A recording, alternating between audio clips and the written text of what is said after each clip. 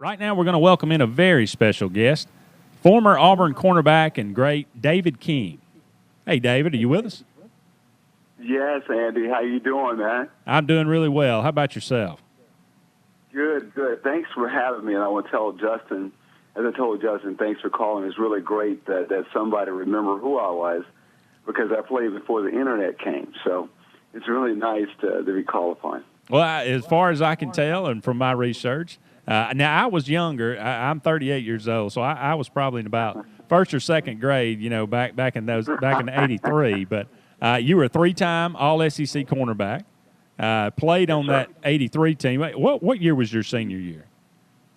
It would have been 84. Okay. 1984. Okay. Now, first of all, just bring us up to date on what you've been up to these days, how your health is, what you do with yourself. Well, I moved from Chicago here to Auburn to make my home. I graduated finally from Auburn in 2010, and I decided to get into the business of automobiles. I work for a company, SCA, that builds the plastic components for the Kia and Hyundai vehicles that reduce the noise and the vibration. And so my home is Auburn. I'm in great health. My buddies at work can't believe that I'm 51. Now, they often think I'm 32, and I don't change that. But I feel great. I'm loving it. I do have a 1-year-old child, believe it or not, and my girlfriend actually just turned 40. So I'm loving life here in Auburn. Love the people in Auburn, and it's been going great. Well, that's outstanding. Now, doing some research about this, I came across an article in Sports Illustrated in 1983, written by Jack McCallum. I wonder if you can help me out with it a little bit here, okay? So just bear with me. The article says, it's a shame that this Auburn team came together in the year of the Cornhusker because the Tigers are tough and talented enough to win the national championship themselves. Well, perhaps next season. Auburn has a jazz dancer at cornerback, a whiz kid at linebacker, and as many as 6 future pros on the defensive line. Now, it goes on to talk about the Auburn-Georgia game, which obviously Auburn won 13-7. And then it says, words of praise are nevertheless in order for Coach Vince Dooley and his Bulldogs. I still consider Georgia the number 4 team in the country, said cornerback David King, the Tigers' gift to Auburn's dance theater. Now, what can you explain this to me? Yes, Andy. I took up dance, first and foremost, to be honest with you, because my roommate Jimmy Warren told me that there's a lot of pretty girls dancing. And then secondly, what we were doing in 1982, we wanted to get better at our footwork and our speed. And I read an article about Len Swan dancing, what that did for him. So I got involved and began to learn about jazz, modern dance, and really the instructor taught me about Russian ballet, which taught me how to move, laterally forward and backward as I jumped. And so that's how that came about.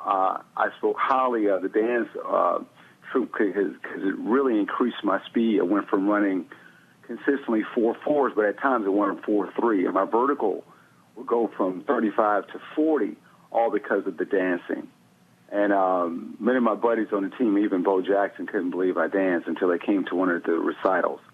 And believe it or not, there's a group in New York. They say they're from Juilliard. They offered me a scholarship to come and dance up there in New York. But I had to tell them that it would be difficult for me to tell my mom and my dad and Coach Dye that I'm going to quit football to become a dancer. So that dancing changed my life, really. It helped me improve my athletics as a football player at Auburn. Well, first of all, because there's pretty girls there, it's the best excuse to do anything. And secondly, does that mean that we're going to see you on Dancing with the Stars at some point? No. Well, no, sir. I did apply one time, but I'm not a big star as the big stars there. I don't guess they take local people. I try to explain that I did play, and I played in the NFL. But they wanted current stars, bigger names. So what I do now, I still like I said, I work out. Part of my workout, I do some bar work to continue to work on my ankles and legs and things like that, and my balance, as I've gotten older. Now, you did go on to play in the NFL. Just talk about that a little bit and your experiences there. Yeah, it was a lot of fun. Unfortunately for me, I got hurt my senior year, and I did recover, but those injuries kept plaguing me. And I didn't get a chance to really play. I was at San Diego and Green Bay, where I really played. The other teams I was in camp with was Denver, Houston, and for a spout in Detroit. But unfortunately for me, right before the week of making the team, I would get hurt. And that just nailed my career. So I mingled around for 5 years in the league, but really only played with San Diego and Green Bay. And that was a lot of fun. I got a chance to meet some of my idols like Everson Walls and Dennis Thurman. In fact, one time during a game, I was offside because I was so excited just to see them, knowing that they were just on my wall at Auburn at Sewell Hall. So I had a great career, glad to be in the NFL, but I was very sad that my whole career was plagued by injuries. We've got David King, former Auburn great cornerback in the early 80s, joining us here on Sports Call this afternoon. Now, David, you played on the 1983 championship team. Obviously, it was an incredible season. That season has kind of been the talk here lately about, is it a national championship? Should Auburn claim it for a national championship? All these different questions. But, what games stand out to you the most that season? Actually, the Texas game, the one we lost, stood out to me because that was the turning point for us. Because honestly, the next day, Coach Dye ran us into the ground. In fact, every single day to the next week, saying that we will never lose again. And that game changed around to lead us on to beat Alabama for the second time, which was phenomenal in itself because Coach Bryant is so awesome. The tradition of Alabama is so great. For us to beat them twice was great. So the Texas game, I say, stand out because it really exposed our weaknesses on where we need to be as a team. And Coach Dye came out like a monster man on Sunday. Normally we used to rest on Sunday. We were practicing on Sunday. So like I said again, that the Texas game is the one game that stands out the most for me.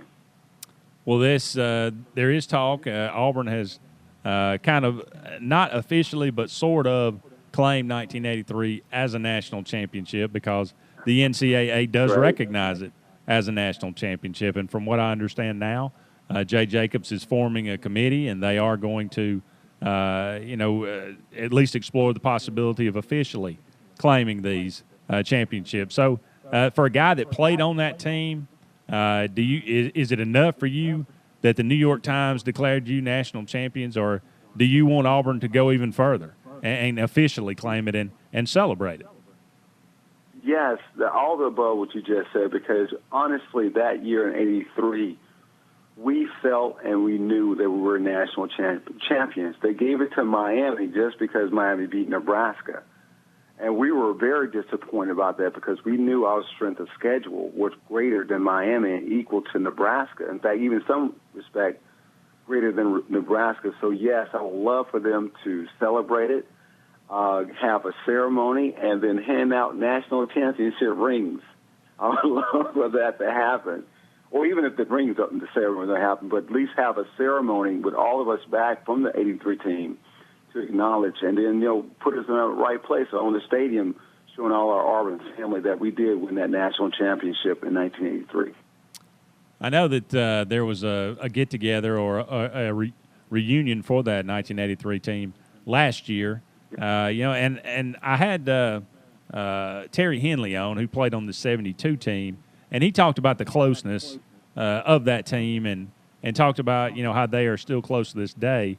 And from all the comments and everything from the reunion of that '83 team, there was a closeness from that team as well. And can you just kind of elaborate on that? Yes, sir. When Coach Dye got there in 1981, we met them in August 10th or 8th in my class. He constantly communicated about family, that we were going to be a family and a team in order to turn Auburn around. And so every single year, every class that came in, that's what he preached, and he followed through on that with going so far, having us to meet meet on Sundays and for family gatherings, go over some people's house to have barbecues and things like that. So the closeness came there simply because Coach Drive was driving family. He talked about how Coach Bryant and his success, how he built family out of the teams of Alabama in order to win. So he wanted to do the same there. I met so many. I became so many extra. I got so many extra mothers because of that. From that. But that was a big deal in 1983 for us. I'm sorry, from 1981 to the time I left. Coach Dye communicated it's important to be family. Well, David, obviously you live in Auburn now, you said. Do you keep up with the football team now, and what's your impression of the Gus Malzahn era so far? Man, I love it. I love it. Yes, I keep up with the football team. I'm mostly preaching academics. Now, I do want to win football games, but I'm also preaching making sure that the athletes graduate from college. Coach Malzahn is doing a phenomenal job. He reminded me a lot of Coach Dye. He comes in. He came in and set a precedent. He said, "You're going to win if you follow my process." He fostered team.